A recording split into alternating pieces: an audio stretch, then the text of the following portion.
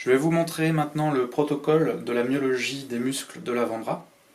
Première étape, repérer le muscle brachioradial. C'est le muscle le plus facile qui vous permettra de faire le tour vers la loge postérieure, puis vers la loge antérieure.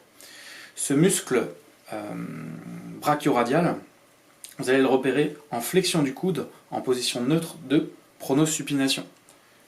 Voilà, donc c'est le muscle qu'on met en évidence, qui part ici du coude et qui va en direction du pouce. Okay. Une fois que vous avez repéré ce muscle, vous allez repérer les muscles courts et longs extenseurs radiales du carpe.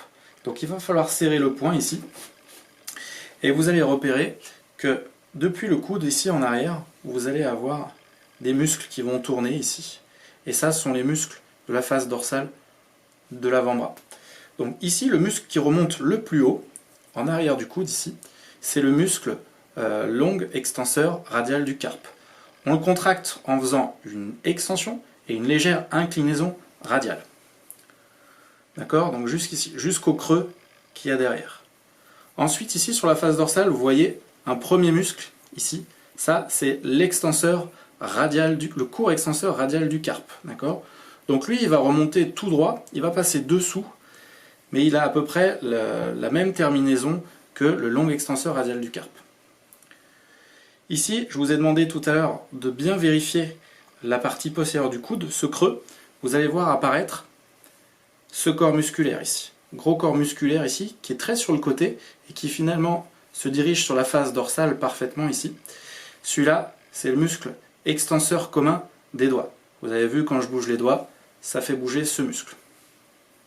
Il nous reste encore maintenant l'extenseur ulnaire du carpe, qui lui va partir sur le côté. Je vais lui demander une inclinaison ulnaire du carpe, et on va voir ce fin muscle qui va longer l'ulna et qui va se contracter en inclinaison ulnaire.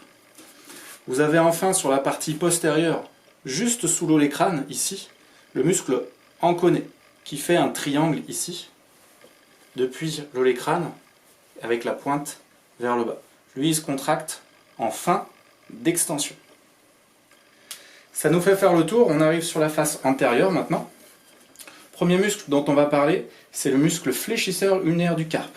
On va faire de la flexion, un petit peu d'inclinaison ulnaire.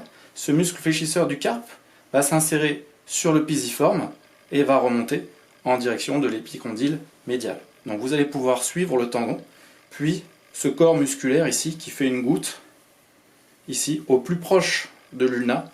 Ça, c'est le fléchisseur ulnaire du carpe.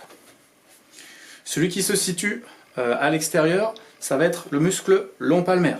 Le muscle long palmaire, il est plutôt inconstant. Donc vous allez pouvoir repérer son tendon en opposant le 1 et le 5, en faisant de la légère flexion palmaire. Vous allez mettre en évidence son tendon et vous allez essayer de le suivre jusqu'à son corps musculaire. Donc on est un petit peu plus à l'extérieur que le fléchisseur ulnaire du carpe. Encore plus à l'extérieur, vous allez avoir le fléchisseur radial du carpe. C'est le tendon qui est juste ici. Donc on peut opposer le 1 et le 5, on peut juste fléchir. C'est ce tendon ici, et le corps musculaire, il est encore un petit peu plus à l'extérieur que celui du long palmaire. Vous allez pouvoir repérer ensuite les tendons des fléchisseurs des doigts. Vous allez juste pouvoir les repérer dans cette zone, tout simplement parce que les corps musculaires sont en profondeur. Donc vous allez devoir bouger les doigts pour pouvoir sentir le mouvement des tendons. Il nous reste à sentir le muscle grand rond, le muscle rond pronateur, pardon. Celui-là, vous allez pouvoir le palper au niveau du processus coronoïde de l'ulna. Donc vous repérez le processus coronoïde de l'ulna, juste sous le pli du coude, ici. Et vous allez demander une pronation maximale pour sentir sa contraction. Enfin, le carré pronateur. Le carré pronateur, il se situe sur le quart le plus inférieur de la face antérieure de l'avant-bras, sur cette zone, en profondeur.